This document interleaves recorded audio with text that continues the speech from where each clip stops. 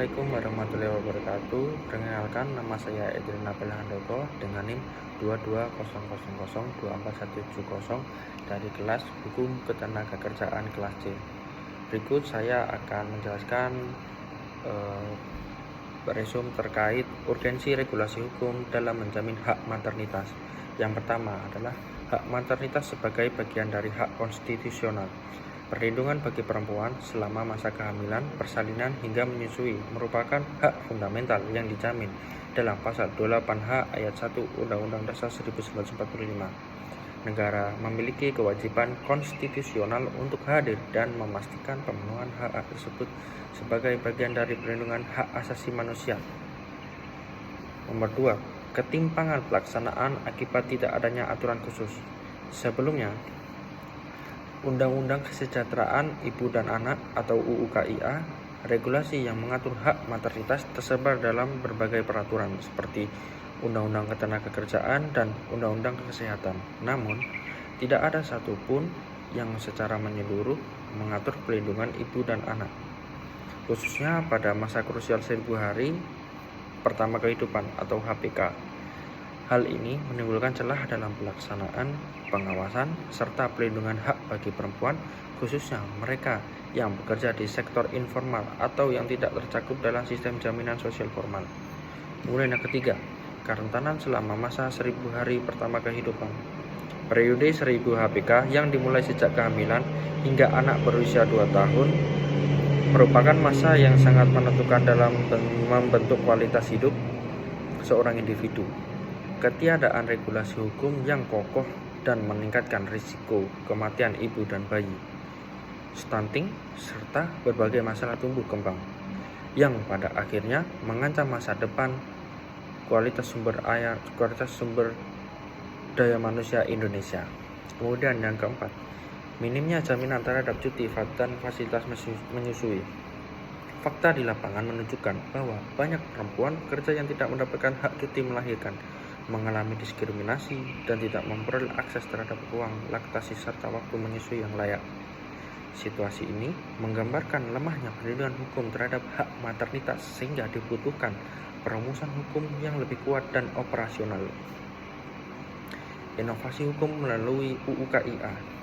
Undang-Undang Nomor 4 Tahun 2024 hadir sebagai bentuk komitmen negara untuk melindungi ibu dan anak dalam masa 1000 HPK dengan menetapkan beberapa kebijakan penting, antara lain memberikan hak cuti melahirkan hingga 6 bulan bagi ibu bekerja dengan syarat tertentu, menetapkan hak cuti bagi suami selama 40 hari untuk mendampingi istri, mengatur peran dan tanggung jawab berbagai sektor, kesehatan, ketenagakerjaan, dan pendidikan dalam mendukung kesejahteraan ibu dan anak, menjamin ketersediaan fasilitas umum dan lingkungan kerja yang mendukung kegiatan menyusui. Yang keenam, pergeseran pendekatan hukum dari pasif ke aktif. UU KIA membawa pembaruan pendekatan dalam perlindungan hukum terhadap ibu dan anak. Tidak lagi sekedar mengatur hak secara tekstual, namun menekankan pada tindakan intervensional dan responsif dari negara. Artinya, negara tidak hanya menetapkan dalam peraturan, tetapi juga bertanggung jawab dalam menciptakan kondisi yang memungkinkan hak tersebut dapat terpenuhi secara nyata. Kesimpulannya, pentingnya pengaturan hukum dalam perlindungan hak maternitas bukan hanya berfokus pada aspek legalitas formal, tetapi menyangkut perlindungan atas nyawa, martabat, serta investasi jangka panjang terhadap generasi penerus bangsa. Oleh karena itu, lahirnya UU KIA merupakan langkah progresif dalam sistem hukum nasional yang memerlukan dukungan berupa peraturan pelaksana yang memadai dan mekanisme pengawasan yang efektif. Kemudian, saya akan membahas tentang ulasan pengaturan hal-hal krusial tentang hak maternitas dalam UU KIA yang saat ini berlaku. Yang pertama, ulasan pengaturan hal-hal krusial tentang hak maternitas dalam UU KIA atau Undang-Undang Nomor 4 Tahun 2024. Undang-Undang tentang Kesejahteraan Ibu dan Anak pada fase 1000 hari pertama kehidupan merupakan bentuk terobosan hukum yang menempatkan kesejahteraan ibu dan anak sebagai prioritas nasional. Berbagai aspek krusial yang diatur dalam UU KIA antara lain: A. Cuti melahirkan yang lebih progresif. UU KIA memperluas cuti melahirkan bagi ibu bekerja hingga 6 bulan dengan skema 3 bulan pertama wajib dan 3 bulan berikutnya bersifat opsional, tergantung kondisi medis dan kebutuhan pemulihan ibu dan anak. B. Hak cuti bagi suami sebagai pendamping.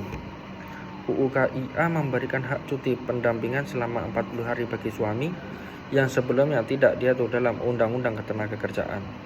Ini mengakui peran penting ayah dalam mendampingi proses persalinan dan perawatan anak sejak dini. C. Kewajiban fasilitas ramah ibu menyusui. Pasal-pasal dalam UU KIA mewajibkan penyediaan ruang laktasi di tempat kerja dan fasilitas umum serta waktu khusus menyusui selama jam kerja tanpa pemotongan hak. D. Integrasi tanggung jawab lintas sektor. UU KIA mengatur sinergi antara sektor kesehatan, pendidikan, ketenagakerjaan, dan sosial dalam pemenuhan hak-hak ibu dan anak selama 1000 HPK. Ini memperkuat pendekatan intervensi negara yang lebih holistik dan terintegrasi. E. Perlindungan untuk pekerja informal. UU KIA memberi ruang bagi perempuan pekerja di sektor informal untuk juga mendapatkan akses terhadap layanan kesehatan, perlindungan sosial, dan dukungan pengasuhan. Ini menutup celah yang selama ini ditinggalkan oleh UU Ketenagakerjaan yang lebih fokus pada hubungan kerja formal.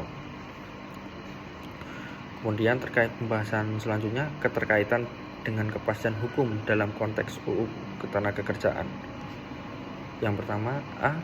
Dari fragmentasi menuju integrasi hukum. UU Ketenagakerjaan mengatur hak maternitas secara terbatas dan lebih bersifat normatif, sementara UU KIA hadir untuk melengkapi kekosongan regulasi dalam pendekatan yang lebih substansial dan integratif. UU KIA memperjelas hak-hak maternitas yang sebelumnya tersebar dan tidak sinkron, sehingga menciptakan kepastian yang lebih kuat. B. Kepastian hukum dan harmonisasi. UU KIA tidak mencabut ketentuan dalam Undang-Undang Ketenagakerjaan tetapi berfungsi sebagai lex spesialis dalam konteks kesejahteraan ibu dan anak. Maka, norma-norma dalam UU KIA akan menguatkan dan melengkapi pengaturan dalam UU Ketenagakerjaan. Contohnya, ketika dapat perbedaan mengenai lama cuti, maka ketentuan UU KIA dapat dijadikan rujukan hukum dengan penguatan melalui peraturan pelaksana dan penyesuaian teknis. Kewajiban pemberi kerja. Dalam praktiknya, banyak pemberi kerja yang tidak menjalankan kewajiban memberikan hak cuti atau fasilitasi laktasi dengan dalih tidak ada regulasi teknis. Kehadiran UU KIA dengan sanksi administratif dan ketentuan penegakan hukum mengurangi ambiguitas hukum sehingga dapat mendorong pelaksanaan yang lebih tegas. D. Mendorong pembaharuan UU Ketenagakerjaan. UU KIA bisa menjadi pemicu revisi atau penyelesaian norma-norma dalam UU Ketenagakerjaan agar lebih responsif terhadap kebutuhan perempuan pekerja. Dengan kata lain, keberadaan UU KIA memperluas cakupan perlindungan dan membuka jalan reformasi kebijakan ketenagakerjaan yang lebih humanistik dan berperspektif gender. Kehadiran UU KIA merupakan langkah penting dalam menjamin perlindungan maternitas secara lebih inklusif dan responsif. Dengan pengaturan yang lebih rinci dan berorientasi pada keberlangsungan hidup generasi mendatang, UU KIA memperkuat kepastian hukum atas hak maternitas yang sebelumnya belum tercapai secara optimal dalam UU Ketenagakerjaan. Harmonisasi antara keduanya menjadi kunci dalam membangun sistem perlindungan maternitas yang menyeluruh dan berkeadilan. Mungkin itu saja pembahasan terkait resume saya. Sebelumnya terima kasih, kurang lebihnya mohon maaf. Wassalamualaikum warahmatullahi wabarakatuh.